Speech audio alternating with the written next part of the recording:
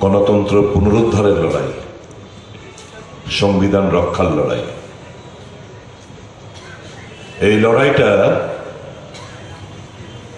India জোট versus স্বৈরাচারী বিজেপির বিরুদ্ধে। কাজে এই লড়াইটা ইন্ডিয়া জোট মানে হচ্ছে দেশের জনগণ ভার্সেস স্বৈরাচারী বিজেপির বিরুদ্ধে লড়াই। এই লড়াইটা জনগণকে জিততে হবে।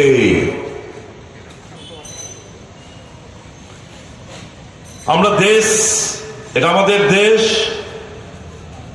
ইতিহাসে পড়েছি, এখনো পড়ি, ইউনিটি ইন ডাইভার্সিটি, বৈচিত্র্যের মধ্যে একতা। ভারতীয় জনতা পার্টি এই জিনিসটাকে সম্পূর্ণভাবে মুছে ফেলতে চাইছে। তাদের কাছে এখন ওয়ান নেশন ওয়ান পোল, একটাই নির্বাচন হবে, একটা দেশ একটা নির্বাচন।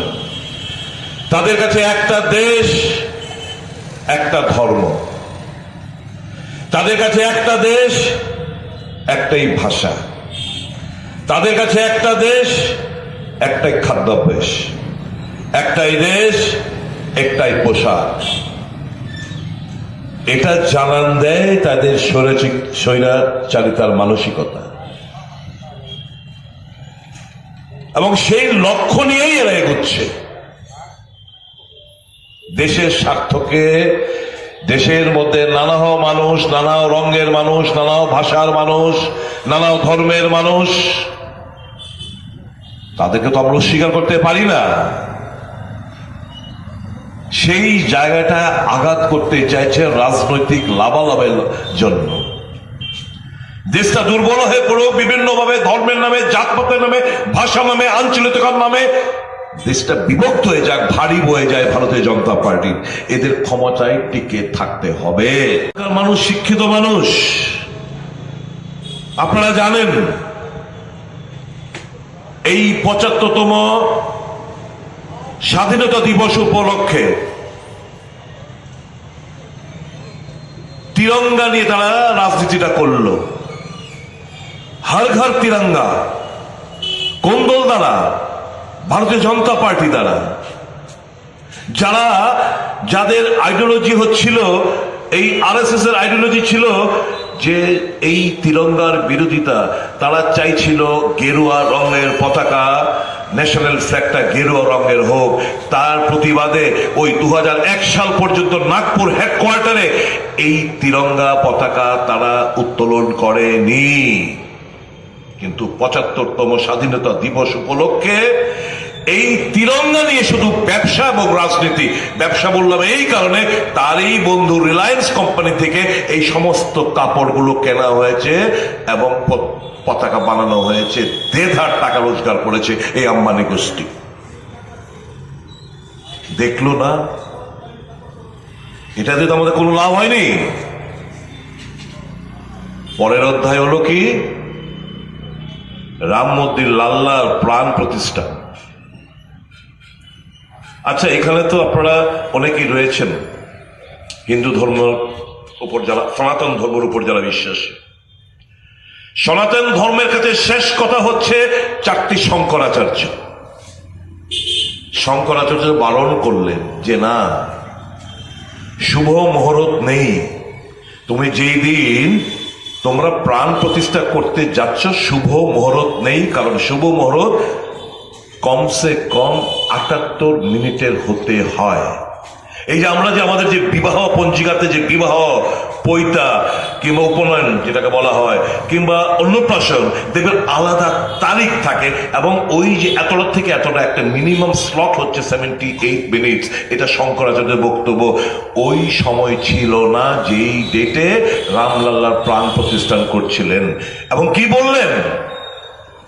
যে মন্দির তৈরি হুয়া নেই, মন্দির তৈরি হয়নি। মন্দির কা চূড়াটা হচ্ছে দেবতা কা মাথা, রাম কা মাথা। মন্দিরের চূড়াটা হচ্ছে দেবতাদের মাথা। কাজে মাথাবিহীন তুমি প্রাণ প্রতিষ্ঠা করতে যাচ্ছ, অশুভ শক্তির উন্মোচন হবে। কারা বলেছেন? চারজন শঙ্করাচার্য। কেন এই কথাটা বললেন? তাদেরকে আমন্ত্রণ পর্যন্ত জানানো হয়নি। এগিয়ে গেলেন চম্পত রায়, ওই রাম মন্দির ট্রাস্টের জেনারেল সেক্রেটারি, এক ধাপ এগিয়ে গিয়ে বললেন যে मोदी जी तो विष्णु देवता का अवतार है, विष्णु देवता का अवतार है नरेंद्र मोदी साहब। আচ্ছা বলুন, কোন দেশে আমরা বসবাস করছি? এগিয়ে গেলেন, শঙ্করাচার্য মতামত অগ্রাহ্য করলেন, প্রাণ প্রতিষ্ঠা থেকে এগিয়ে গেলেন। কারণ রামকে তো বিক্রি করতে হবে, ভোটে লাভালাভ পেতে হবে, ভোটে জিততে হবে, মানুষের ভাবনাকে কাজে লাগাতে হবে। 2019 সালে নির্বাচন, 40 জন সিআরপিএফ এর জওয়ানের রক্ত এখনো দেশের মাটি রক্তাক্ত হয়ে রয়েছে। আমার বক্তব্য না, যে গভর্নর যিনি ছিলেন ওই সময় সতপাল মল্লিক, উনি বলেছিলেন, কি বলেছেন আপনারা শুনেছেন, আমি শুধু মনে করে দিতে চাই, সামাজিক মাধ্যমে শুনেছেন, ন্যাশনাল মিডিয়া শুনেননি। কি বলছিলেন?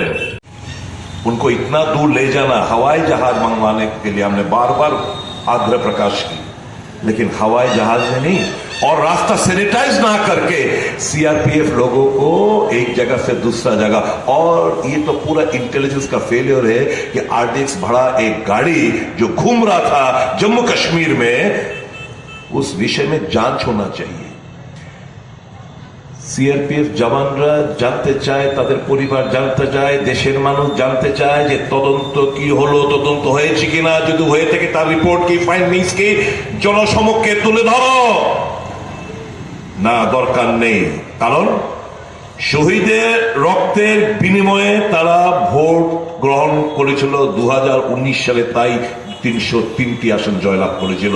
এবং গিয়ে মঞ্চে গিয়ে বলছেন, প্রথম যারা ভোট দেবেন শহীদের নামে ভোট দাও, বিজেপিকে ভোট দাও। একদিকে মেরেছেন সিআরপিএফ জওয়ানদের, আরেকদিকে এই শাহাদাতের হয়ে তিনি ভোট চাইলেন। নির্বাচন কমিশন এটা করতে পারেন না, নির্বাচন কমিশনের কাছে কমপ্লেন করা হলো, কোনো কিছু অ্যাকশন নেই। এইবার তিরঙ্গা গেল, রামলাল্লা গেল, এখন কোন নির্বাচনের প্রাক মুহূর্তে কোন সে ঘটনা ঘটিয়ে দেয়? কারণ জানে, মোদী সাহেব জেনে গেছেন, তাদের ইন্টারনাল সার্ভে জেনে গেছেন, আরএসএস এর সার্ভে জেনে গেছেন, বিভিন্ন इंटेलिजेंस सोर्स জেনে গেছেন যে इनको 200 पार करना भी नामुमकिन है। 400 का दावा कर रहे, 200 पार भी नहीं हो पाएगा इस बार। এবার ভারতীয় জনতা পার্টি ফিরে আসার কোন রাস্তা নেই, কোন উপায় নেই। কিন্তু তাই আমরা আতঙ্কিত, কখন না কখন, কোথায় না কোথায় কি কাণ্ড ঘটনা ঘটিয়ে দেয়। আমরা তাই বারংবার দলতে বলছি, রাম মন্দিরটা যেটা হয়েছে এটা পাহারা জোরদার করো, অক্ষরধাম যেটা রয়েছে, বিভিন্ন মন্দির তোমরা সুরক্ষিত বাড়ানোর চেষ্টা করো। কারণ যে কোনো সময় যে কোনো জিনিস উনি করতে পারেন, কারণ ওনার ক্ষমতা চাই।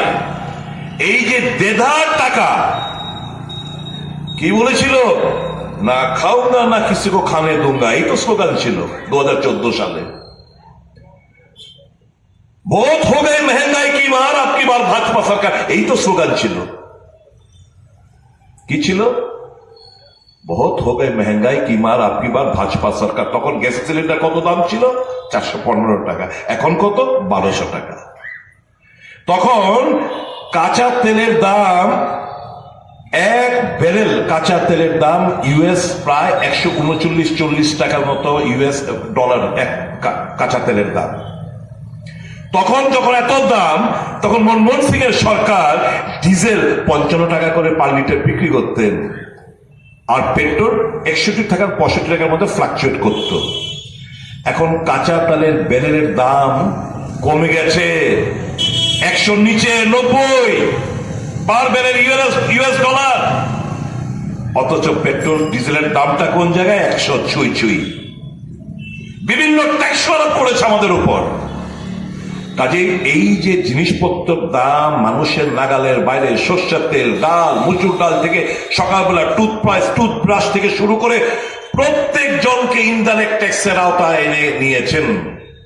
দিচ্ছি 2000 টাকা করে বলছে। তো এখানকার আমি শুনতে পাচ্ছি আমাদের মাননীয় মুখ্যমন্ত্রী বিপ্লব বাবু, আমাদের বর্তমান মুখ্যমন্ত্রী সবাই বলে বেড়াচ্ছেন, হ্যাঁ সবাইকে ইনডাইরেক্ট ট্যাক্সের মধ্যে আওতার মধ্যে এনে নিয়েছে।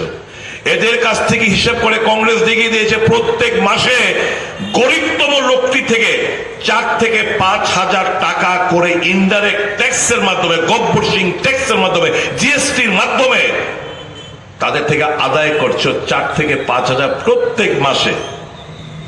আর তুমি তাদের থেকে টাকায় আদায় করে তুমি তাদেরকে 2,000 টাকা করে দিচ্ছ এবং ভোটের বাজনা গাজনা বাজাচ্ছ। এই তো চলছে। সমস্ত টাকা বড় লোকদের, কৃষকরা মারা যাচ্ছে, প্রত্যেক ঘন্টা একজন করে কৃষক মারা যায়।